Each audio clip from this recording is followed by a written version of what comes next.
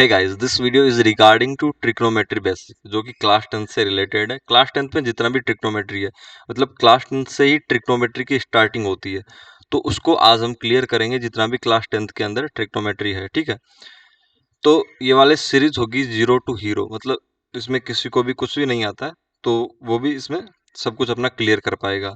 तो ये हमारी कॉन्सेप्ट सीरीज का ही हिस्सा है। ठीक है, जो कि जितने भी कम्पिटिटिव एग्जाम्स है, second grade, TGT maths, D triple S भी हो, ईएमआरएस हो, कितनी भी केवीएस वाली हो, सभी के लिए इम्पोर्टेंट है। ठीक है, और इसके अलावा और जितने भी कॉम्पिटिटिव एग्जाम्स हैं उनके स्टूडेंट भी इसको मतलब अपने टेक्नोमेट्री बेसिक को क्लियर कर सकते हैं इसके रिगार्डिंग। चलिए स्लाइड ओपन करते हैं। अगर आप इन स्लाइड्स का पीडीएफ नोट्स लेना चाहते हैं जो कि आप अभी पढ़ने जा रहे हैं, तो हमारा टेलीग्राम चैनल ज्वाइन कर लीजिए। अभी वीडियो कहीं पे रोकिए और जाइए, डिस्क्रिप्शन में लिंक दिया हुआ है, टेलीग्राम चैनल ज्वाइन कीजिए। तो ट्रिग्नोमेट्री की जो उत्पत्ति है, ग्रीक भाषा के जो शब्द है ट्राई, गोन और मेट्रोन, इन तीनों के मिलने से हुई है। ठीक है, तो इनका मतलब क्या है वो भी हम यहाँ पे क्लियर करते हैं। इनका मतलब है यहाँ पे जैसे तीन, भुजा और माप। तो ट्राई का मतलब तीन, गोन का मतलब भुजा और मेट्रोन का मतलब माप है। तो इसका मतलब है कि त्रिभुज की तीनों भुजाओं और कोणों की माप के बीच जो रिलेशन होगा वो त्रिकोणमिति के द्वारा दर्शाया जाएगा। तो त्रिकोणमिति में त्रिभुज की भुजाओं और कोणों के बीच संबंध का अध्ययन किया जाता है। तो यहाँ पे केवल इस लेक्चर में केवल समकोण त्रिभुज के रिगार्डिंग चर्चा होगी, क्योंकि समकोण त्रिभुज में ही पाइथागोरस थ्योरम लगती है और उसमें ही कर्ण आधार लंब हमको मिलते हैं, और उन कर्ण आधार और लंब का अनुपात ही हम जो त्रिकोणमितीय अनुपात है उनमें रिप्रेजेंट कर सकते हैं। ठीक है, तो जो ये है आपको त्रिभुज पढ़ना आता ही होगा। जैसे कि ये समकोण त्रिभुज है तो उसमें एक एंगल तो 90 डिग्री होता है। ठीक है, बी एंगल यहाँ पे 90 डिग्री है, और जिस एंगल को पढ़ना होता है उसके अलावा जो बचे एंगल है उनमें से, जैसे कि हम सी को पढ़ रहे हैं, तो इसको पढ़ने का तरीका क्या होगा? अगर एंगल सी को पढ़ते हैं तो एंगल, उस एंगल के सामने वाली भुजा लंब होगी। तो इस एंगल के सामने वाली भुजा क्या है? ए बी है, तो वो कोण सी की सम्मुख भुजा है। ठीक है, तो ये लंब हो गया ए बी। और आधार क्या होगा? जो कोण सी की संलग्न भुजा होती है, मतलब एक तो कर्ण हो ही जाती है, उसके अलावा जो जिसपे ये कोण सी बना होता है, जैसे कि यहाँ पे बी सी है, तो वो इसका आधार हो जाएगी। ठीक है, तो सेकंड स्लाइड पे चलते हैं। मूल त्रिकोणमिति अनुपात जो कि यहाँ पे दिए हुए हैं, साइन थीटा कोस थीटा, जो कि त्रिकोणमिति के भी माँ बाप है, और त्रिकोणमिति अनुपात या त्रिकोणमिति फलन जो भी आप कह सकते हैं उनके माई बाप है, कुल मिला के साइन थीटा और कोस थीटा। ठीक है, तो इनको वैल्यू तो इतनी मिलनी चाहिए और मिलती भी है। ठीक है, माई बाप के हिसाब से।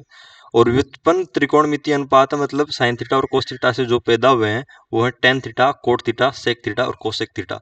वो कैसे हुए हैं सब कुछ आप क्लियर कर पाएंगे। ठीक है, यहाँ पे ये त्रिभुज है, उसको पढ़ पा रहे होंगे। त्रिभुज पढ़ने का तरीका मैंने बता दिया। कोण सी के रिगार्डिंग इसको पढ़ा जा रहा है, कोण भी यहाँ पे 90 डिग्री है। ठीक है, तो लंब ए बी हो गया, आधार और कर्ण हो गया। ठीक है, कोण सी के रिगार्डिंग समकोण त्रिभुज एबीसी के अनुपात इस तरीके से हैं। जैसे कि किसी भी चीज की उत्पत्ति होती है तो उसके पीछे का रीजन हमको जानना होता है। जैसे कि आपने जब जन्म लिया होगा तो आपको आइडेंटिफाई करने के लिए आपका नाम रखा होगा माँ बाप के द्वारा, भाई कुछ भी। ठीक है, इस तरीके से यहाँ पे जो ये अनुपात है उसकी उत्पत्ति हुई लंब बटे कर्ण, तो इसको किसके द्वारा रिप्रेजेंट करें, क्या बोले हैं इसको? तो इसको रिप्रेजेंट किया गया साइन थीटा के द्वारा। ठीक है, तो जो भी जिस थीटा एंगल के रिगार्डिंग बात हो रही है वो यहाँ पे लिख लेंगे। यहाँ पे साइन सी के रिगार्डिंग बात हो रही है, तो साइन सी बराबर लंब बटे कर्ण। तो लंब बटे कर्ण को साइन से रिप्रेजेंट करते हैं, आधार बटे कर्ण को कोस से। ठीक है, और अन्य की उत्पत्ति साइन थीटा कोस थीटा से हो गई। ठीक है, उसके बाद साइन थीटा बटे कोस थीटा किया, जो कि टेन थीटा आप जानते होंगे, टेन थीटा बराबर साइन थीटा बटे कोस थीटा होता है। ठीक है, क्योंकि साइन थीटा कोस थीटा से इनकी उत्पत्ति हुई है, टेन थीटा ये होता है। तो कुल मिला के जैसे साइन सी बटे कोस सी किया होगा, तो लंब बटे कर्ण बटे आधार बटे कर्ण, कर्ण से कर्ण कट गया तो लंब बटे आधार यहाँ पे मिल गया हमको टेन थीटा बराबर। तो यहाँ पे लंब ए बी है, कर्ण ए सी है, इसके रिगार्डिंग बी सी है और यहाँ पे ए सी है। ठीक है, इस तरीके से वैल्यू पुट कर लेंगे लंब और आधार की। तो साइन जो लंब बटे कर्ण उससे रिप्रेजेंट किया जाता है साइन सी को, आधार बटे कर्ण उससे रिप्रेजेंट किया जाता है कोस सी को, और जो टेन है उसको रिप्रेजेंट किया जाता है लंब बटे आधार से। ठीक है, तो इन फॉर्मूलोज को आपको याद रखना है। अब ये फॉर्मूलोज याद करने के तरीके क्या है? लाल बटे कक्का से याद कर सकते हैं, हिंदी मीडियम वालों के लिए तो ये बेस्ट ट्रिक है। ठीक है, इसको याद रखना है, बेस्ट ट्रिक हमेशा काम आएगी। ठीक है, याद कर ही ले तब जाके वीडियो को आगे देखें। तो लाल बटे कक्का इसका मतलब क्या है? ये वाला अनुपात साइन को रिप्रेजेंट करेगा, ये वाला कोस को और ये वाला टेन को। तो यहाँ पे एल का मतलब लंब, ए का मतलब आधार, के का मतलब कर्ण है। तो एल बटे के मतलब लंब बटे कर्ण, तो ये रिप्रेजेंट करता है साइन थीटा को, ए बटे के मतलब आधार बटे कर्ण, ये रिप्रेजेंट करता है कोस थीटा को, और लंब बटे आधार ये टेन थीटा को। ठीक है, इस तरीके से हमने यहाँ पे शो कर रखा है। और एंगल पढ़ना आपको आता ही होगा, कौन सी के रिगार्डिंग इसको पढ़ा जा रहा है। अब मेन ट्रिगो रेशो है, मेन ट्रिगो रेशो का मतलब यहाँ पे लिख रखा है मुख्य त्रिकोणमितीय अनुपात, वो कि साइन थीटा कोस थीटा है, जिनसे इनकी उत्पत्ति हुई है। और व्युत्पन्न ट्रिगो रेशो मतलब ड्राइव्ड ट्रिगो रेशो, वो है tan theta, cot theta, sec theta और कोसेक थीटा। ठीक है, तो इनमें जो इंपॉर्टेंट रिलेशन होता है, मतलब यानी कि इनवर्स कौन किस किस का होता है। ठीक है, तो साइन थीटा कोसेक थीटा का इनवर्स होता है। तो क्या कोसेक थीटा को हम ऐसे नहीं लिख सकते, कोसेक थीटा वन अपना साइन थीटा होगा। ठीक है, ऐसे लिख सकते हैं, कोस थीटा सेक थीटा का और टेन थीटा कोट थीटा का। ठीक है, इस तरीके से हम इससे सेक का रिलेशन ज्ञात कर सकते हैं। सेक कोस का हो जाएगा, कोस सेक का है तो उल्टा, जब टेन कोट का उल्टा है तो कोट टेन का उल्टा हो जाएगा। कुल मिला के इन फॉर्मूलोज को आपको याद कर लेना है, ये तीन याद कर लिए, अगले तीन ऑटोमेटिक याद हो जाएंगे। ठीक है, साइन किसका रिवर्स होता है, कोसेक का, कोस कोस किसका होता है, सेक का, और टेन किसका होता है, कोट का। ठीक है, इस तरीके से आपको याद रखना है, ये इनका इंपॉर्टेंट रिलेशन है। ठीक है, अब टेन थीटा का सूत्र कैसे आया था, साइन थीटा बटे कोस थीटा से। ठीक है, अब जब कोट थीटा का सूत्र ज्ञात कैसे करेंगे, क्योंकि कोट थीटा किसका इनवर्स होता है, टेन थीटा का, तो इस रेशो को भी इन्वर्स कर दीजिए। जहाँ पे साइन थीटा बटे कोस थीटा था, तो यहाँ पे कोस थीटा बटे साइन थीटा कर दीजिए। ठीक है, तो इनको आपको याद करना है, ये इंपॉर्टेंट है। कौन किसका इन्वर्स होता है, कौन किसका उल्टा, किसका उल्टा। ठीक है, ये आपको याद करना है। अब चलते हैं नेक्स्ट स्लाइड पे। ठीक है, कुल मिला के आपका कुछ भी कंसेप्ट यहाँ पे नहीं बचेगा। 10th क्लास का जितना लेवल है उसके रिगार्डिंग सब कंसेप्ट आपका क्लियर होगा। पाइथागोरस थ्योरम आपको याद ही होगी, आप जानते ही होंगे। ठीक है, तो कर्ण को यहाँ पे एच से डिनोट करेंगे, और लंब को यहाँ पे पी से, परपेंडिकुलर, और आधार को बेस से। ठीक है, इस तरीके से। तो कुल मिला के जो ये पाइथागोरस थ्योरम है वो हमने यहाँ पे लिख लिया है। अब फर्स्ट टाइम हम इसको कर्ण से भाग देते हैं, सभी को, दोनों पक्षों में। ठीक है, दोनों पक्षों में कर्ण से भाग देंगे तो लंब बटे कर्ण आ जाएगा, यहाँ पे स्क्वायर हो जाएगा, आधार बटे कर्ण स्क्वायर हो जाएगा, और कर्ण में कर्ण का भाग देंगे तो 1 आ जाएगा। ठीक है, आप जानते हैं ये लंब बटे कर्ण क्या होता है।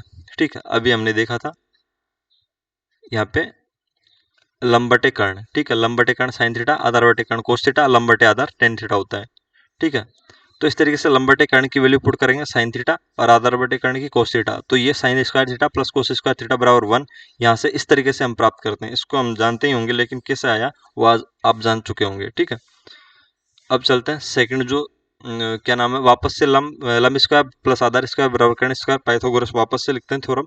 अब इस बार आधार स्क्वायर अब भाग देते हैं दोनों तरफ, तो यहाँ पे लंब बटे आधार स्क्वायर, और आधार में आधार का भाग देंगे 1, कर्ण बटे आधार स्क्वायर। ठीक है, तो ये लंब बटे आधार टेन टेन थीटा होता है, टेन स्क्वायर थीटा प्लस 1, और कर्ण बटे आधार सेक थीटा कैसे हुआ, जैसे कि आपको मैंने बताया था कि जो सेक थीटा होता है, सेक थीटा वो कोस थीटा का इनवर्स होता है। ठीक है, और कोस थीटा बराबर क्या होता है, कोस थीटा और सेक थीटा एक दूसरे के इनवर्स होते हैं। कोस थीटा बराबर क्या होता है, आधार बटे कर्ण। ठीक है, तो सेक थीटा क्या होगा, कर्ण बटे आधार हो जाएगा, तो कर्ण बटे आधार की वैल्यू हमने सेक थीटा लिख दी, तो ये वाला इक्वेशन हमको प्राप्त हो गया।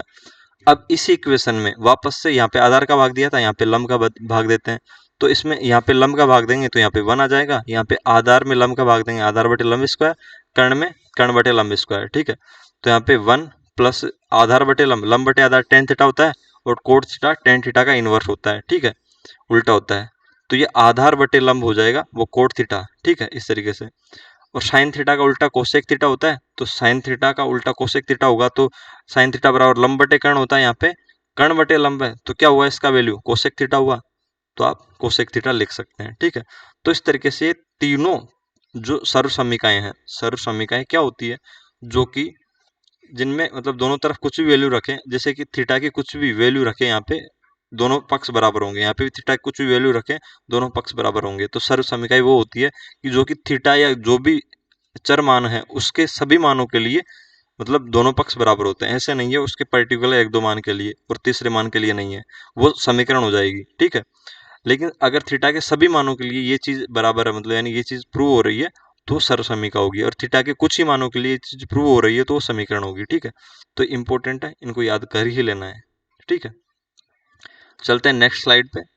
लविंग एंगल्स क्यों लिखा है? क्योंकि ये ज्यादातर यूज में आते हैं, जो चीज ज्यादातर मतलब काम में आती है उनको लविंग चीजें कहती हैं, ठीक है। तो इनको लविंग एंगल्स बोल दिया क्योंकि इन्हीं का यूज होता है ट्रिग्नोमेट्री में सबसे ज्यादा, ठीक है। इन्हीं के यूज से सभी एंगल्स ज्ञात कर लिए जाते हैं। तो आपने आज तक पढ़ा होगा साइन 45 डिग्री बराबर 1/√2 हो गया, ठीक है। साइन साइन 90 डिग्री बराबर 1 हो गया। तो ये हुआ कैसे? तो उसको जानेंगे आज, ठीक है, हुआ कैसे उसको, ठीक है। तो यहाँ पे आप जो कोण है, यहाँ पे जो त्रिभुज है उसको पढ़ पा रहे होंगे, जैसे कि ये समकोण त्रिभुज है, यहाँ पे एक बी कोण 90 डिग्री है। और अब आपको पता होगा त्रिभुज के तीनों कोणों का योग 180 डिग्री होता है, तो बचा 90, ठीक है। तो 90 को दो भागों में तोड़ दिया हमने, 45 डिग्री और 45 डिग्री, ठीक है। तो इन दोनों कोणों को बराबर कर दिया। और ये दोनों कोणों के बराबर होने की कंडीशन कब पॉसिबल होती है? जैसे कि ये वाली भुजा है, ये वाली भुजा इस पे 10 डिग्री, जैसे कि कोण ए बनाती है, ठीक है। और इस तरीके से इसको ए दे लेते हैं, इसको बी दे लेते हैं, इसको सी दे लेते हैं। और ये वाली भुजा भी सी पे क्या बनाती है? कोण ए बनाती है, ठीक है। तो ये कोण ए बराबर है, तो इसका मतलब क्या है? ये दोनों भुजाएं बराबर होंगी, ठीक है, तब जाके ये बराबर कोण बना पाएंगे। तो इसका मतलब क्या है? ए बी बराबर बी सी होगा, ठीक है। यहाँ पे ए बी बराबर बी सी हो गया इससे। और ए बी बराबर बी सी हमने क्या मान लिया? जब दोनों बराबर है तो उनको ए मान लिया, ए वैल्यू यहाँ पे रख दी, ए वैल्यू यहाँ पे रख दी। ए बी यहाँ पे लंब है, लंब कैसे पढ़ा है? क्योंकि हम कोण सी के रिगार्डिंग इसको पढ़ रहे हैं। तो जिस कोण के सामने वाली जस्ट भुजा लंब होती है और उसकी संलग्न भुजा, ठीक है, वो आधार होती है। यहाँ पे बी सी आधार हो गया, ठीक है।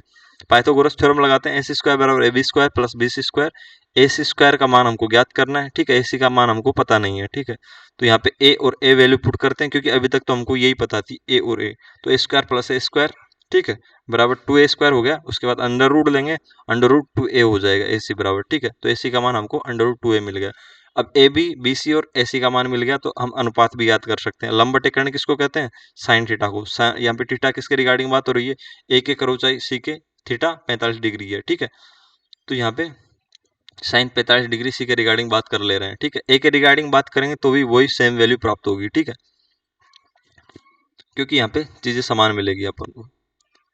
तो लंब बटे कर्ण A B upon A C, A B यहाँ पे लंब है और ए सी यहाँ पे कर्ण है, ठीक है। अगर आप कोण ए के रिगार्डिंग भी अगर आप इसको निकाल के देखेंगे तो सेम वैल्यू प्राप्त होगी, ठीक है, क्योंकि यहाँ पे एंगल सेम है, 45 डिग्री और 45 डिग्री, ठीक है। तो ए बी अपॉन ए सी, तो ए बी का मान ए है, ए सी का मान √2 है, तो ए से ए कट गया, 1/√2 आ गया। तो आज आपको पता चल गया होगा साइन 45 डिग्री का मान 1/√2 क्यों होता है, ठीक है। अब आगे चलते हैं। इसी तरीके से कोस 45 डिग्री का मान आधार बटे कर्ण, आपको पता चल गया होगा। आधार क्या है? बी सी, और कर्ण क्या है? ए सी। आधार का मान ए, कर्ण का मान √2a, ठीक है। ए से ए कट गया, 1/√2। इसी की वजह से कोस 45 डिग्री बराबर साइन 45 डिग्री बराबर क्या होता है? 1/√2, क्योंकि इन दोनों का वैल्यू समान होता है, ठीक है, इस तरीके से। तो अब आगे चलते हैं। टेन 45 डिग्री का मान, टेन 45 डिग्री बराबर लंब बटे आधार होता है। लंबी बराबर आधार ही बराबर है, यहाँ पे ए और ए बराबर हो गया, तो 1 मिल जाएगा टेन 45 का मान। कोट 10 का उल्टा होता है, तो 1 को उल्टा करेंगे तो कुल मिला के 1 ही प्राप्त होगा। सेक कोस का उल्टा होता है, तो यहाँ पे इसका उल्टा कर दीजिए 1/√2 का, तो √2 आ गया। कोसेक भी साइन का उल्टा होता है, साइन का वैल्यू भी कोस के समान है, तो इसका उल्टा करेंगे तो √2 मिल जाएगा। तो 45 डिग्री वाले मान हमने प्राप्त कर लिए। अब कोस मतलब 30 डिग्री और 60 डिग्री के रिगार्डिंग बात करेंगे। तो 30 डिग्री व 60 डिग्री का त्रिकोणमितीय अनुपात ज्ञात करने के लिए हमको एक समबाहु त्रिभुज एबीसी की आवश्यकता होगी, ठीक है, जो कि यहाँ पे रिप्रेजेंट किया गया है। समबाहु त्रिभुज का प्रत्येक कोण 60 डिग्री का होता है और प्रत्येक भुजा बराबर होती है, ठीक है। तो ए बी, जो यहाँ पे A B B C, A B बराबर बी सी बराबर सी ए बराबर क्या माना हमने? ए मान लिया भुजा, ठीक है। और प्रत्येक कोण ए बी और सी 60 डिग्री है। जब हमने ए से सामने वाली भुजा बी सी पे लंब डाला, तो ए कोण बराबर के हिस्सों में डिवाइड हो गया, 30 डिग्री और 30 डिग्री में, ठीक है। अब हम इन दो त्रिभुजों में, जो कि एक तरीके से सर्वांग सम है, क्योंकि इनकी तीनों भुजाएं बराबर है, क्योंकि बी डी बराबर बी सी होगा, बी डी बराबर डी सी होगा, क्योंकि इसमें इसको जो लंब है वो समद्विभाजित करता है सामने वाली भुजा को। तो ए थी तो बराबर भागों में बट गई, ठीक है। इस तरीके से ए डी भी दोनों में समान है, और ए बी और बी ए सी तो पहले से ही समान है, ठीक है। तो कुल मिला के दोनों सर्वांग सम हो गए, त्रिभुज ए डी बी और ए डी सी, ठीक है, दोनों त्रिभुज। तो अब हमको क्या मिल गया? हम जब इस त्रिभुज ए बी डी में बात करते हैं तो ये 90 डिग्री मिल गया, ठीक है। अब एक तो 30 डिग्री मिल गया और एक 60 डिग्री मिल गया। तो फर्स्ट टाइम हम पहली बात तो हमको ए बी पता है और बी डी पता है। बी डी एक मतलब यानी कि दो दो टुकड़ों में डिवाइड हो गया तो ए बाई टू हो गया, ठीक है। अब हमको पता नहीं है ए डी, ठीक है। इसको ज्ञात करेंगे तो ए डी बराबर पाइथागोरस थ्योरम से ए बी मतलब कर्ण का स्क्वायर माइनस बी डी मतलब आधार का स्क्वायर या लंब का स्क्वायर, कोण के रिगार्डिंग पता चलेगा वो तो, ठीक है।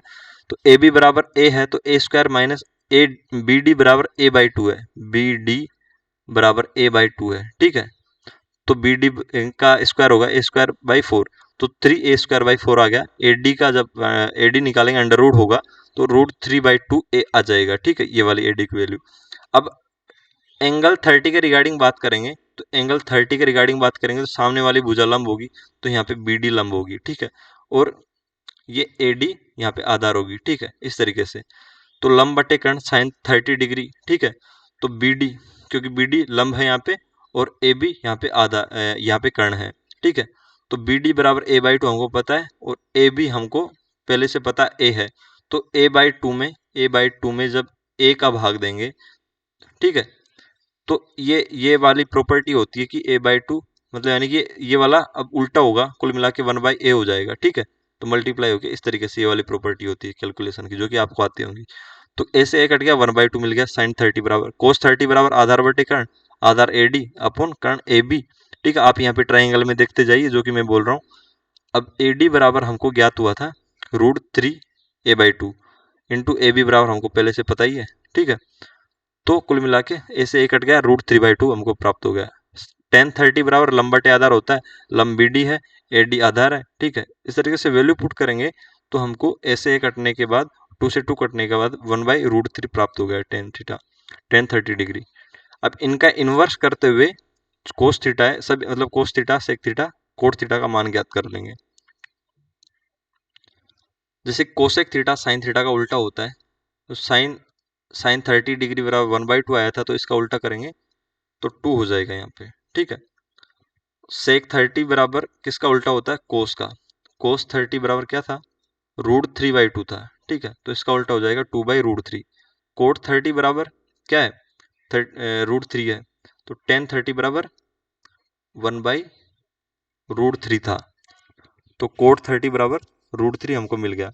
अब एंगल 60 के रिगार्डिंग अगर चर्चा करेंगे तो एंगल 60 के रिगार्डिंग ही इस त्रिभुज ए बी डी को पढ़ना होगा। तो 60 के सामने वाली भुजा है वो इस समय लंब होगी यहाँ पे, ठीक है। और ये वाली भुजा आधार होगी जो कि 60 के संलग्न भुजा है। तो यहाँ पे साइन 60 बराबर लंब बटे कर्ण, लंब यहाँ पे ए डी है और कर्ण यहाँ पे ए बी है।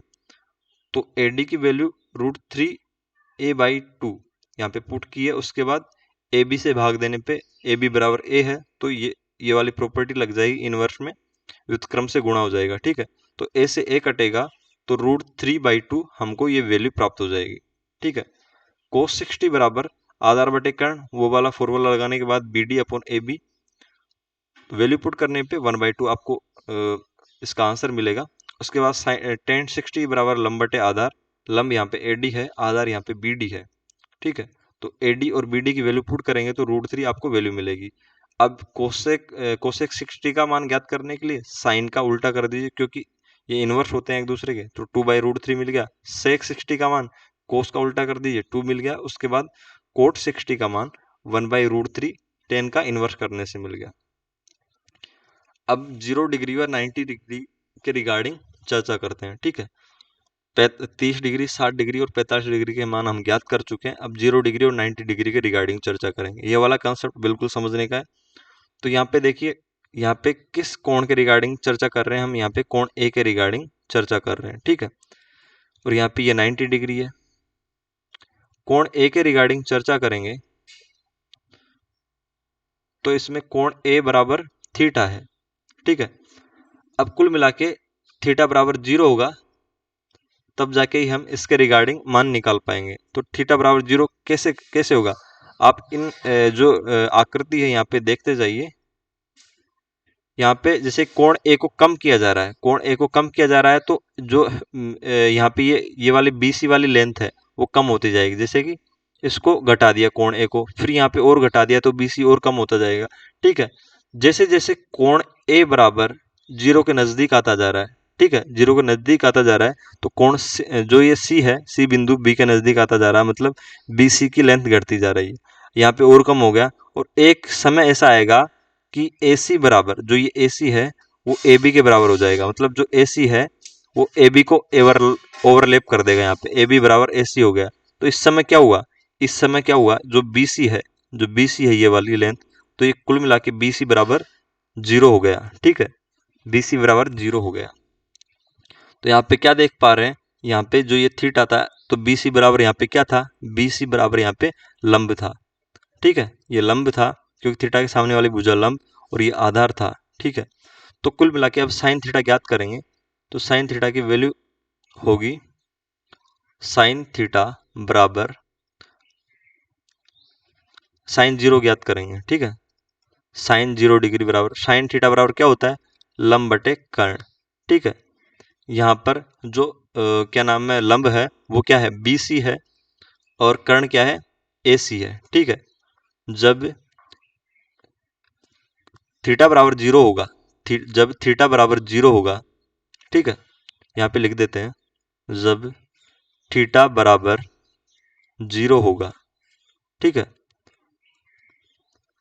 इस पिक्चर के रिगार्डिंग बात हो रही है, क्योंकि हम जब थीटा को 0 करते जा रहे हैं, मतलब यहाँ से लेके आए 0 करते करते यहाँ पे 0 कर दिया। ठीक है, तो क्या होगा, कंडीशन क्या होगी, AB बराबर AC होगा, वह BC बराबर 0 होगा। ठीक है, तो BC बराबर, यहाँ पे वैल्यू पुट करते हैं, BC की जगह 0 लिख देते हैं, नीचे AC लिखते हैं, नीचे कुछ 0 में किसी का भाग देंगे तो 0 आएगा। ठीक है, कुल मिला के कोस 0 डिग्री बराबर आधार बटे कर्ण, आधार बटे कर्ण। ठीक है, तो आधार क्या है, यहाँ पे आधार है यहाँ पे AB, AB बटा कर्ण क्या है, AC। AB और AC को जब थीटा बराबर 0 करते हैं, इस आकृति को जब जैसे मैंने समझाया था, थीटा बराबर जैसे 0 की तरफ कोण A को लेके जाते हैं, तो AB और AC ओवरलैप हो जाएगा, मतलब AB बराबर AC होगा। तो AB बराबर AC है, तो AB AC को क्या AB नहीं लिख सकते, लिख सकते हैं, तो बराबर 1 प्राप्त हो जाएगा। इसलिए कोण कोस 0 डिग्री का मान 1 होता है। अब टेन 0 डिग्री बराबर करेंगे तो साइन थीटा बटे साइन 0 बटे कोस 0 कर दीजिए, तो 0 बटे 1 बराबर 0 मिलता है। ठीक है, इस तरीके से। अब हमको अगर, पहले इसको थोड़ा डिब्बा में बंद कर देते हैं, अगर हम अब हमको कोसेक COS कोसेक 0 डिग्री का वैल्यू ज्ञात करना है, तो वो साइन का उल्टा होता है, 1/sin 0 डिग्री। ठीक है, तो 0, जैसे कि 1/0 लिखेंगे तो क्या मिलेगा, इनफाइनाइट बराबर अपरिभाषित, अपरिभाषित। ठीक है, अब हम सेक 0 डिग्री ज्ञात करना चाहेंगे, 1/कोस 0 डिग्री होगा वो। ठीक है, 1/1 करेंगे, कोस 0 डिग्री का मान 1 है, तो वो 1 मिल जाएगा। ठीक है, अब हम कोट कोट 0 डिग्री प्राप्त करना चाहेंगे, 1/tan 0 डिग्री होगा, क्योंकि tan और कोट एक दूसरे के इन्वर्स होते हैं, तो 1/tan की जगह 0 आ जाएगा कुल मिला के। ठीक है, तो इससे अनंत या अपरिभाषित बन जाएगा। ठीक है, इस तरीके से आपको, आप जिनको अब तक रट रहे थे भाई कैसे आया कैसे आया, तो कुल मिला के ये सब चीजें इस तरीके से आती है। तो 0 डिग्री के रिगार्डिंग सभी फंक्शन के मान, सभी अनुपातों के मान आपको मिल गए। ठीक है, अब चलते हैं 90 डिग्री के रिगार्डिंग बात करते हैं। 90 डिग्री के लिए, ठीक है, 90 डिग्री के लिए क्या होगा, कोण ए को हमने पिछले केस में 0 किया था, कोण ए को 90 डिग्री करने के लिए हम इस कोण को बढ़ाते जाएंगे। कोण को बढ़ाने के लिए हमको AC को आगे की तरफ खिसकाना होगा। ठीक है, कुल मिला के जब आगे की तरफ खिसकाएंगे तो AB का मान कम होता जाएगा, और एक ऐसी कंडीशन आ जाएगी जैसे कि यहाँ पे कोण बढ़ गया, यहाँ पे कोण बढ़ गया, AB का मान घटता घटता, जैसे जैसे हम कोण A को 90 डिग्री के पास लेते जा रहे हैं, ठीक है, वैसे वैसे क्या हो रहा है, वैसे वैसे AB का मान घटता जा रहा है। और जैसे ही कोण A बराबर 90 डिग्री हुआ, ठीक है, यहाँ पे इस जगह पे, तो कोण A बराबर, जब कोण A बराबर 90 डिग्री हुआ, तब तब क्या हुआ, अब चित्र में देखिए आप, तब क्या हुआ, तब हुआ कि जो AC है और BC है वो ओवरलैप हो गए, AC बराबर BC हो गया। ठीक है, वह जो AB था, वो ये वाला AB था, वो यहाँ जाके जीरो हो गया, ठीक है, यहाँ जाके जीरो हो गया, ठीक है। कुल मिला के यहाँ पे ए बी बचा ही नहीं, जीरो हो गया। तो अब कोण ए के रिगार्डिंग बात हो रही थी, तो अब हम यहाँ पे मान ज्ञात करते हैं साइन 90 डिग्री का। जब ए बराबर 90 है तो यहाँ पे लंब क्या होगा, कोण के सामने वाली भुजा लंब, तो ये लंब हो जाएगी, और कोण के मतलब यानी कि ये वाली भुजा आधार हो जाएगी कोण की संलग्न भुजा, ठीक है। इस तरीके से साइन थीटा बराबर लंब बटे कर्ण, और यहाँ पे ये कर्ण पहले से ही है, ठीक है, ए सी बराबर। तो लंब क्या हुआ, यहाँ पे लंब हुआ बी सी अपॉन कर्ण क्या हुआ ए सी। जैसा कि आपको पता है यहाँ पे ए सी बराबर बी सी है, तो क्या आप ऐसे नहीं लिख सकते B C upon A C बराबर बी सी नहीं लिख सकते, यहाँ पे लिख सकते हैं, तो वन मान प्राप्त हो जाता है हमको, ठीक है। अब कोस 90 डिग्री की बात करते हैं, कोस 90 डिग्री बराबर आधार बटे कर्ण हमको मिलता है, ठीक है। तो आधार बटे कर्ण, आधार क्या है यहाँ पे, आधार ए बी है यहाँ पे, और कर्ण क्या है यहाँ पे, कर्ण बराबर यहाँ पे ए सी है, ठीक है।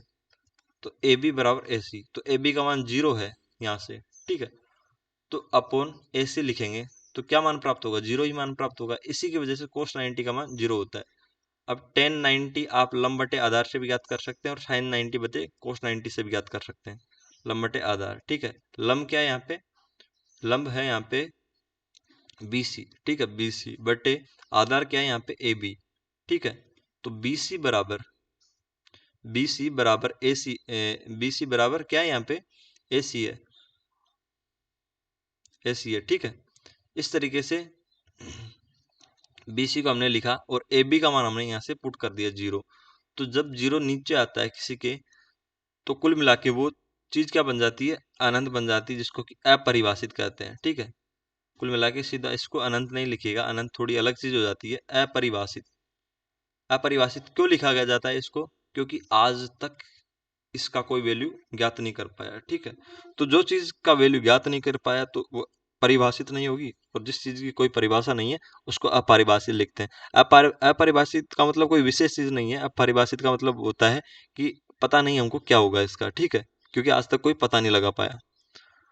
अब चलते हैं कोसेक 90 डिग्री का मान, तो वैसे भी याद कर सकते हैं कर्ण बटे लंब से, क्योंकि ये साइन का उल्टा होता है, तो डायरेक्ट हम साइन 90 डिग्री लिख देते हैं, ठीक है। तो इसका इन्वर्स करेंगे तो 1/1 1 ही होगा, ठीक है। और शेक 90 डिग्री बराबर कोस 90 डिग्री होता है, तो यहाँ पे जीरो है, कोस 90 डिग्री का मान, तो 1/0 बराबर ये अपरिभाषित मिल जाएगा, क्योंकि बट्टे में क्या आ गया, बट्टे में जीरो आ गया। अब चलते हैं सेक के अलावा कोट पे, कोट 90 डिग्री, कोट 90 डिग्री बराबर क्या होगा, 1/10 90 डिग्री, ठीक है। तो 1/, यहाँ पे अपरिभाषित था, मतलब अपरिभाषित का मतलब क्या होता है, 1/0। तो कुल मिला के घूम के क्या हो जाएगा, 1/, इस वन को क्या लिख सकते हैं, जैसे ये वाला वन है, इसको हम क्या लिख सकते हैं, 1/1 नहीं लिख सकते, इसमें भाग देंगे जब 1/0 का, तो क्या 0/1 नहीं होगा, ठीक है, ये हो जाएगा। तो कुल मिला के हमको क्या मिलेगा, कुल मिला के हमको जीरो मिलेगा, ठीक है। तो कोट 90 डिग्री का मान क्या हो गया, जीरो। कैसे आया था ये जीरो, वापस से बता देता हूँ। जब अपरिभाषित का मतलब क्या होता है, 1/0, ठीक है।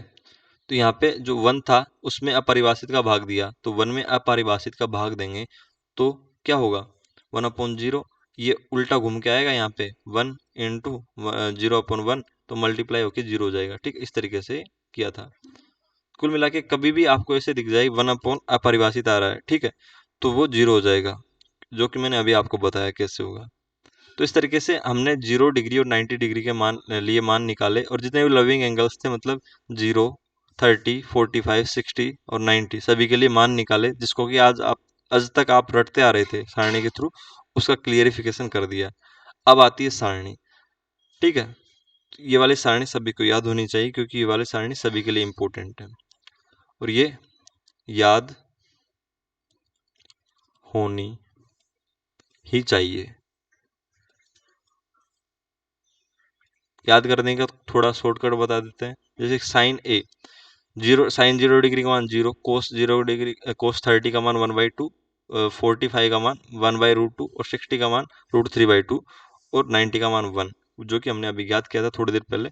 इन साइन का जैसे आप मान याद करेंगे तो आपको सभी के मान याद हो जाएंगे। कैसे याद होंगे कि कोस का मान इसका उल्टा होता जाता है, 90 का वापस से यहाँ पे 1 हो जाएगा कुल मिला के। यहाँ पे मतलब यानी कि पीछे से लिखते जाइए, यहाँ से वापस उल्टा लिखते जाइए। यहाँ से 1 लिखा, यहाँ से √3/2 लिखा, और 45 का बराबर होगा, मिडिल में है इसलिए। और यहाँ से 1/2 लिखा और यहाँ से 0। टेन का सूत्र आपको याद ही है, साइन थीटा बटे कोस थीटा। तो इनमें बटा लगाया, ठीक है, इनके बीच में, और भाग दो और नीचे लिख दो 1/0, 0/1 तो 0, ठीक है। उसके बाद इनको भाग देंगे तो 1/√3, उसके बाद 1, और उसके बाद भाग देंगे तो √3, और 1/0 होगा तो 0 बटे में तो अपरिभाषित होगा। कुल मिला के ऐसे याद करने का कोई मतलब नहीं है, इनको सीधा याद करना पड़ेगा। तो इसका एक शॉर्ट ट्रिक है, जैसे कि यहाँ पे लिखते हैं अपन 0, ठीक है। इस सारणी को बनाने के लिए, साइन का मान ज्ञात करने के लिए भी एक शॉर्ट ट्रिक है, 0, 1, 2, 3, 4, और इनके ऊपर इनके एंगल के मान लिख देंगे 0, 30, ठीक है। कुल मिला के जैसे कि यहाँ पे 0 डिग्री, 30 डिग्री, 45 डिग्री, 60 डिग्री और 90 डिग्री है। इनका वैल्यू याद करने के लिए इसके नीचे जस्ट 1, फिर 2, फिर 3, फिर 4, यहाँ पे 0 से स्टार्टिंग करनी पड़ेगी, ठीक है। तो 0, 1, 2, 3 और 4, उसके बाद यहाँ पे सभी को डिवाइड करना पड़ेगा 4 से, तो सभी को डिवाइड कर देते हैं, ठीक है। उसके बाद इनका अंडर रूट करना पड़ेगा। इनका अंडर रूट करने के बाद जो भी वैल्यू प्राप्त होगी वो साइन की वैल्यू प्राप्त होगी। क्या 0/4 का अंडर रूट 0 नहीं होगा? बिल्कुल होगा। 1/4 का अंडर रूट होगा 1/2, और 2/4 का अंडर रूट होगा, इससे 1/2 हो जाएगा, ठीक है। तो 1 का अंडर रूट वर्गमूल होगा तो 1 बाहर निकल आएगा, उसके बाद √2 अंडर रूट में रह जाएगा, 1/√2। यहाँ पे √3 अंडर रूट में रह जाएगा, 4 का अंडर रूट 2 हो जाएगा, ठीक है। और यहाँ पे 4/4 बराबर 1 हो जाएगा, 1 का अंडर रूट 1 होता है। तो फिर साइन से कोस का मान उल्टा करके ज्ञात कर सकते हैं, और टेन थीटा साइन थीटा बटे कोस थीटा दोनों को भाग दे के ज्ञात कर सकते हैं। कुल मिला के साइन साइन का मान याद है तो सभी याद है, ठीक है, सभी याद है। और टेन थीटा का तीनों का मान ज्ञात करने के बाद इनका इनवर्स, साइन का कोसेक होता है, कोस का सेक होता है इनवर्स, और टेन का कोट होता है, ठीक है। 1/1 में लिख के सभी का मान ज्ञात कर सकते हैं। सेकंड स्लाइड पे चलते हैं। इंपॉर्टेंट नोट क्या है यहाँ पे, जैसे कि आपने ये देखा होगा साइन ए, इसका अगर हम होल स्क्वायर कर देंगे तो हम इसको क्या लिख सकते हैं, साइन स्क्वायर है। इन दोनों का मतलब एक ही है, ठीक है। इस तरीके से कोस का मतलब भी एक है। लेकिन कभी कभी क्या होता है, आप जानते होंगे साइन थीटा बराबर 1/कोसेक थीटा होता है, ठीक है। तो इसको आप क्या लिख सकते हैं, इसको आप क्या ऐसे नहीं लिख सकते, कोसेक थीटा ऊपर लेके जाएंगे तो क्या इसको -1 नहीं लिख सकते? इसका मतलब क्या है, कोसेक की पावर -1 है, ठीक है। जैसे कि ए की पावर -1 है, इसको हम 1/a लिख सकते हैं। तो इस तरीके से कोसेक थीटा की पावर -1 है, इसको 1/कोसेक को इस तरीके से लिख सकते हैं। लेकिन यहाँ पे जिस तरीके से कोसेक में माइनस मतलब यानी विदाउट कोष्टक के ये पावर लगाई गई है, ठीक है। जैसे ए की पावर -1 को सीधा हमने 1/a लिखा था। तो कुल मिला के इसको कोष्टक में बाहर इनवर्स के रूप में तो लिख सकते हैं, लेकिन इसके रूप में नहीं लिख सकते, क्योंकि इसका और इसका मीनिंग मतलब बिल्कुल अलग होता है। ये अलग फंक्शन के रूप में चलते हैं, ठीक है, रिवर्स फंक्शन के रूप में, और ये इसका इनवर्स होता है। कोसेक का इनवर्स साइन मतलब साइन ए हो जाएगा, ठीक है।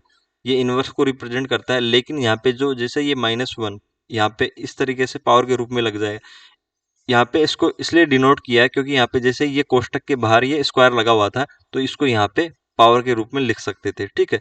लेकिन जैसे ये माइनस में चलेगा तो माइनस में इसको केवल कोष्टक के बाहर ही लिख सकते हैं। अगर अंदर लिखेंगे तो ये दूसरा मतलब यानी कि इसका प्रतिलोम फंक्शन बन जाएगा कुल मिला के साइन का। और यहाँ पे ये इनवर्स को रिप्रेजेंट नहीं कर पाएगा, ये अलग फंक्शन को रिप्रेजेंट करेगा। तो कुल मिला के ये कभी इसके इक्वल नहीं होता। अगर इसको उल्टा लिखना है किसी भी को, किसी फंक्शन को, जैसे कि 1/sin थीटा, उसको उल्टा लिखना है तो इस तरीके से नहीं लिखेंगे, इस तरीके से लिखेंगे, क्योंकि ये अलग फंक्शन को रिप्रेजेंट करता है, जिसको कि आप 11th क्लास में पढ़ेंगे। अब चलते हैं पूरक कोणों के त्रिकोणमितीय अनुपात। जैसे कि आपको मतलब कोई भी त्रिभुज है, समकोण त्रिभुज, उसको पढ़ना आ गया होगा। अगर कोण सी के रिगार्डिंग बात करेंगे तो यहाँ पे ये लंब होगा, ठीक है, और ये आधार होगा, और ये कर्ण होगा। तो कोण त्रिभुज यहाँ पे एबीसी है समकोण त्रिभुज, यहाँ पे कोण भी बराबर 90 डिग्री है, तो त्रिभुज के तीनों कोणों का योग 180 डिग्री होता है, तो डेफिनेट कोण ए प्लस कोण सी का मान 90 डिग्री होगा। और आपने पढ़ा होगा जिन दो कोणों का योग 90 डिग्री होता है उन्हें पूरक कोण कहते हैं, ठीक है। तो कोण ए प्लस कोण सी का मान भी 90 डिग्री है, तो ये पूरक कोण होंगे, ठीक है। तो कोण सी हम यहाँ से ज्ञात कर सकते हैं। कोण सी अगर कोण ए का पता चल गया हमको, कोण ए कुछ भी है तो 90 में से घटा देंगे तो कोण सी मिल जाएगा। तो ये वाला रिलेशन हमने यहाँ पे लिख लिया। अब कोण ए के रिगार्डिंग फंक्शन को पढ़ते हैं। कोण ए के रिगार्डिंग जब हम शुरुआत में पढ़ते हैं तो ये जो यहाँ पे आधार लिखा हुआ है वो लंब होगा और ये लंब लिखा हुआ आधार होगा, ठीक है। क्योंकि ये जो लिखा है वो कोण सी के अनुसार लिखा है, कोण ए के अनुसार लिखेंगे तो इसका उल्टा हो जाएगा, आधार लंब हो जाएगा और ये जो लंब है ए बी वो आधार हो जाएगा, ठीक है। इस तरीके से, क्योंकि कोण के सामने वाली भुजा लंब होती है, ठीक है, ये वाली भुजा।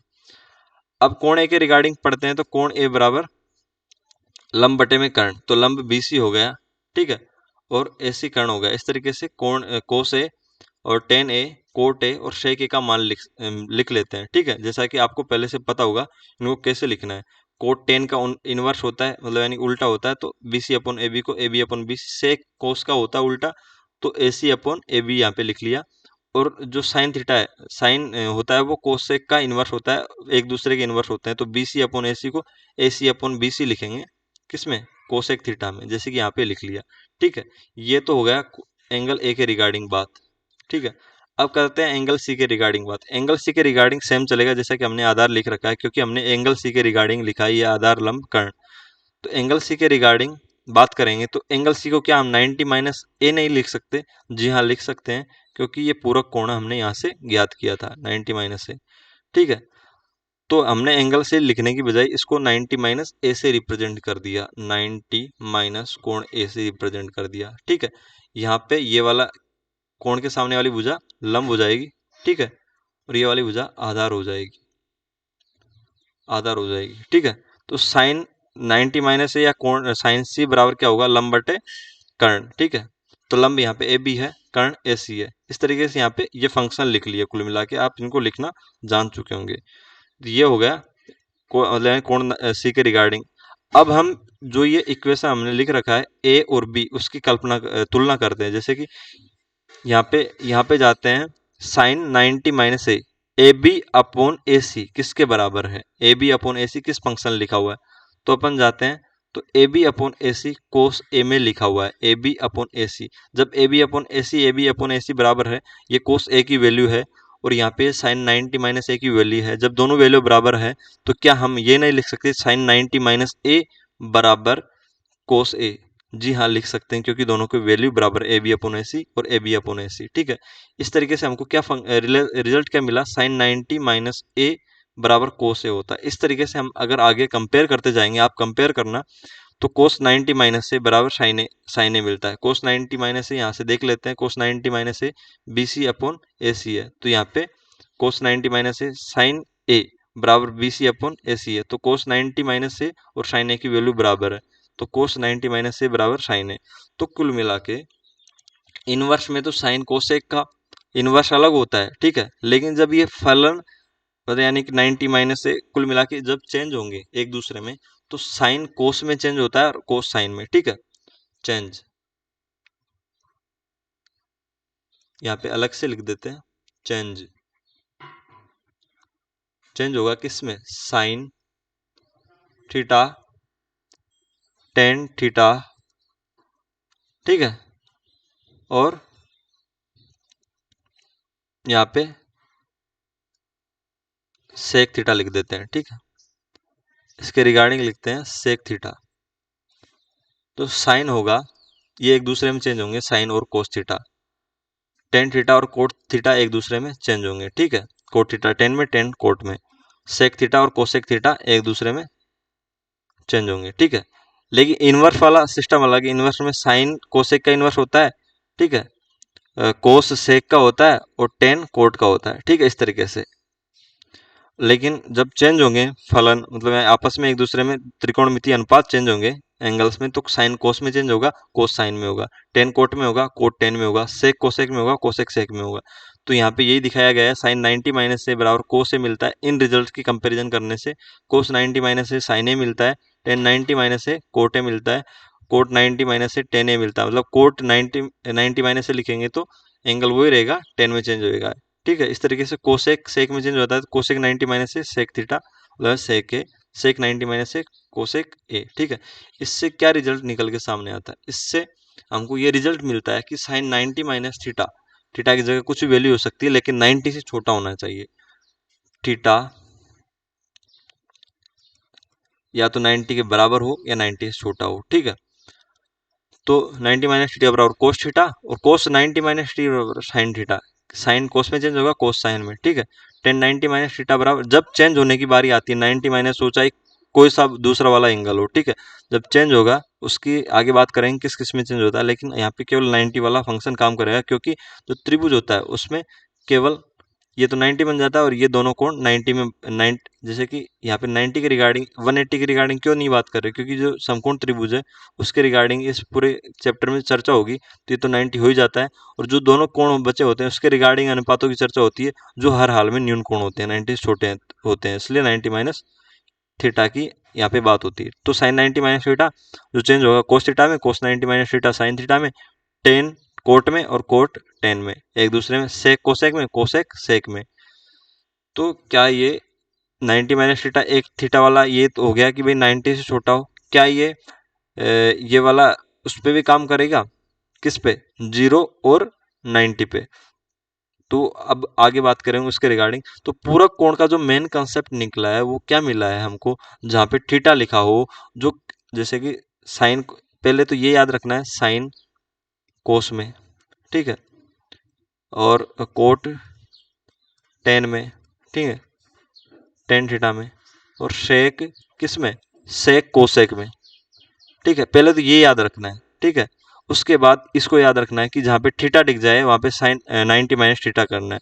जैसे कि यहाँ पे ये दिख जाए तो इसको पहले तो इसमें कोस में चेंज करना है और थीटा को 90 माइनस थीटा में। जैसे कि यहाँ पे साइन दिख गया तो साइन को पहले तो किस में चेंज करेंगे, साइन किस में होता है, कोस में। अब इसको चेंज करेंगे, अगर ये 90 से छोटा है तो ही चेंज करेंगे। ठीक है, इसके अनुसार 90 से छोटा है तो 75 है, तो इसको 90 में से घटा के लिखेंगे। ठीक है, 80 मतलब 15। ठीक है, तो कुल मिला के पहले साइन को चेंज किया कोस में, थीटा की जगह 75 की जगह हमने 15 लिख दिया। कुल मिला के जहाँ पे थीटा हुआ उसको 90 माइनस थीटा में चेंज करना है। यहाँ पे थीटा बराबर 80 डिग्री है तो 90 माइनस थीटा बराबर 10 डिग्री हो जाएगा, और 10 किस में चेंज होता है, कोट में, तो पहले कोट उसके बाद में 10। ठीक है, इस तरीके से सेक, सेक किस में चेंज होता है, कोसेक में। ठीक है, और 62 को क्या लिखेंगे हम, 62 को यहाँ पे थीटा है तो 90 माइनस थीटा, 90 माइनस 62। ठीक है, तो यहाँ पे हो जाएगा 10 टू 8, उसके बाद 2, कुल मिला के 28 डिग्री। ठीक है, इसी तरीके से हर जगह 90 माइनस थीटा, 90 से अगर छोटा एंगल है तो इस तरीके से चेंज करेंगे। कोस किस में चेंज होता है, साइन में। ठीक है, पहले साइन में चेंज कर दिया, उसके बाद 5 को क्या लिखा हमने, 5 अगर थीटा है तो 90 माइनस थीटा क्या होगा, 35 डिग्री। ठीक है, आप 90 में से 5 को माइनस करके देख लीजिए, 10 माइनस 5 और उसके बाद 8 माइनस 5 3 हो जाएगा। ठीक है, कुल मिला के 35 हो जाएगा। इस तरीके से कोट को 10 में चेंज करते हैं, क्योंकि हमने पढ़ा है कोट 10 में चेंज होता है, 10 कोट में होता है। थीटा की जगह हमने 65 की जगह क्या लिखेंगे अब, 65 की जगह 90 माइनस, जैसे 65 यहाँ थीटा है तो 90 माइनस थीटा लिखेंगे, 90 में 65 को घटाएंगे तो क्या मिलेगा हमको, 25 डिग्री मिलेगा। ठीक है, इस तरीके से कोसेक किस में चेंज होगा, कोसेक किस में चेंज होगा, साइन में मत कर देना, क्योंकि वो इनवर्स वाला कंसेप्ट है, कोसेक सेक में होता है और सेक कोसेक में। तो यहाँ पे 48 डिग्री है, 48 डिग्री है, थीटा बराबर टू 90 माइनस थीटा क्या होगा, 90 माइनस थीटा 42 हो जाएगा, क्योंकि 48 को किस में से घटा लीजिए, इसमें से घटा लीजिए 90 में से। ठीक है, तो इस तरीके से अगर यहाँ पे लिखा हो तो इस तरीके से चेंज करना आपको क्वेश्चन सोल्व करने में मदद करेगा। ठीक है, ये वाली चीज़ें जहाँ पे ये लिखा हो उसको एज इट इज, अगर साइन साइन में आंसर लेके आना है तो साइन में एज इट इज इस तरीके से चेंज कर दीजिए। अब चलता है नेक्स्ट स्लाइड पे। ठीक है, तो ये वाला आपको कंसेप्ट क्लियर हो गया होगा कि कौन किस में चेंज होता है, और जब 90 डिग्री से छोटा थीटा लिखा होता है तो किस तरीके से उसको तुरंत चेंज करते हैं। अब चलते हैं त्रिकोणमितीय सर्वसमीकरणों पे। Sine square theta plus cos square theta बराबर 1 होता है, जो कि हमने प्रूव किया है तीनों सर्वसमीकरणों को, कैसे इनको मतलब यानी कैसे ये सर्वसमीकरण आई है। ठीक है, पाइथागोरस थ्योरम से। तो यहाँ पे जो थीटा होता है, ठीक है, एक आप परिसर लिख लीजिए, उसके सब, जैसे कि मैंने क्या बताया था, सर समीका और समीकरण में क्या अंतर है। समीकरण और सर समीका में क्या अंतर। समीकरण तो केवल केवल कुछ मानों के लिए, कुछ मानों के लिए क्या होता है, वैलिड होता है। ठीक है, जैसे कि थीटा, जैसे कि थीटा की वैल्यू ली हमने, थीटा या तो 0 डिग्री के बराबर होगा या 0 से बड़ा होगा इसका मतलब, और या 90 के बराबर हो गया, 90 से छोटा होगा। इस कहने का मतलब ये है, ठीक है, के लिए परिभाषित है। इसका मतलब क्या होता है समीकरण में, कि थीटा का मान 0 से 90 के कुछ सेलेक्टेड सेलेक्टेड मानों के लिए ये वाली सरसमीका को परिभाषित करेगा। लेकिन जब थीटा का मान 0 और 90 के बीच, 0 को और 90 को यहाँ पे इंक्लूड किया गया है, ये वाला चिन्ह लगा के बराबर का, तो जब थीटा का मान 0 से 90 तक सभी मानों के लिए परिभाषित होता है, तो उसको सभी मानों के लिए जब परिभाषित होता है तो वो सरसमीका ही कहलाती है। लेकिन कुछ मानों के लिए ही परिभाषित होता है तो वो समीकरण कहलाती है। ठीक है, तो ये सभी मानों के लिए परिभाषित होगा। क्योंकि 0 से 90 इसलिए बात कर रहे हैं क्योंकि यहाँ पे क्या है, समकोण त्रिभुज की बात चल रही है। ठीक है, तो ये 90 हो ही जाएगा, और ये जो दोनों कोण होंगे वो मैक्सिमम केस में 90 डिग्री से छोटे होंगे। ठीक है, मैक्सिमम 90 कर सकते हैं, जो कि हमने किया था। तो कुल मिला के 0 से 90 डिग्री के लिए परिभाषित होगा। कैसे होगा कि अगर हम 0 डिग्री भी लिखते हैं, 0 डिग्री यहाँ पे लिखते हैं, साइन 0 बराबर 0 हो जाएगा, कोस 0 बराबर 1 हो जाएगा, तो 1 1 दोनों तरफ बराबर हो जाएगा। ठीक है, और 90 डिग्री लिखते हैं तो साइन 90 डिग्री बराबर 1 और कोस 90 डिग्री बराबर 0 हो जाएगा। ठीक है, तो 1 का स्क्वायर 1 ही होगा और प्लस 0 बराबर 1 होगा। ठीक है, तो इस तरीके से ये इसके लिए परिभाषित है। सेकंड सर समीकरण 1 + tan स्क्वायर थीटा बराबर sec स्क्वायर थीटा। तो इसमें जो थीटा है वो 90 डिग्री पर अपरिभाषित होता है, इसलिए हमने इस थीटा को, थीटा का मान किसके बीच से लिया है, किसके बीच में लिया है, ये 0 के बराबर हो सकता है, 0 से बड़ा हो सकता है, लेकिन 90 डिग्री के बराबर नहीं होगा, क्योंकि 90 डिग्री पर तो tan और sec अपरिभाषित होते हैं, तो 90 डिग्री से छोटा ही होगा थीटा का मान, इसलिए इसको यहाँ पे इस तरीके से रिप्रेजेंट किया है। ठीक है, तो 90 डिग्री पे tan और sec क्या हो जाते हैं, अनंत हो जाते हैं, अपरिभाषित हो जाते हैं। तो थीटा का मान इनके लिए वैलिड होगा, क्योंकि ऑप्शन में दे सकता है भाई, ये वाला ऑप्शन भी दे दिया कि भाई ये वाली सरसमीका इसके लिए वैलिड होगी, तो ये वाला, ये ऊपर वाला गलत हो जाएगा, ये वाला ऑप्शन सही रहेगा। ठीक है, इस तरीके से कोट थीटा और कोसेक थीटा 0 डिग्री पर अपरिभाषित हो जाते हैं, तो इनका मान किस तरीके से लिखेंगे कि थीटा का मान 0 से बड़ा ही होगा, बराबर नहीं होगा 0 के, और 90 डिग्री के बराबर भी हो सकता है और उससे छोटा हो सकता है। ठीक है, ये वाला सोल्यूशन वैलिड होगा। ठीक है, इस तरीके से, तो इस तरीके से तीनों सर्वसमीकाओं को लिख सकते हैं। उनकी कंडीशन ये रहेगी, कंडीशन दी रखी होती है तो उनका ऑप्शन इजीली बना सकता है। तो ये चीजें क्लियर हो गई होंगी।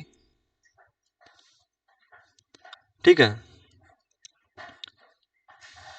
तो आज के टॉपिक में हमने इतना ही, जो अभी तक जो समझा वो 10th क्लास का बेसिक था, और 10th क्लास में केवल इतना ही बेसिक है ट्रिग्नोमेट्री का। और इसका नेक्स्ट चैप्टर है ट्रिग्नोमेट्री का यूज, जिसमें कि हाइट हाइट वाले क्वेश्चन होते हैं, उन्नयन कोण अवनयन कोण, जो कि नेक्स्ट नेक्स्ट लेक्चर में आएंगे। तो अगर आपको ये सब कुछ अच्छा लगा है तो लाइक कर सकते हैं और सब्सक्राइब कर सकते हैं।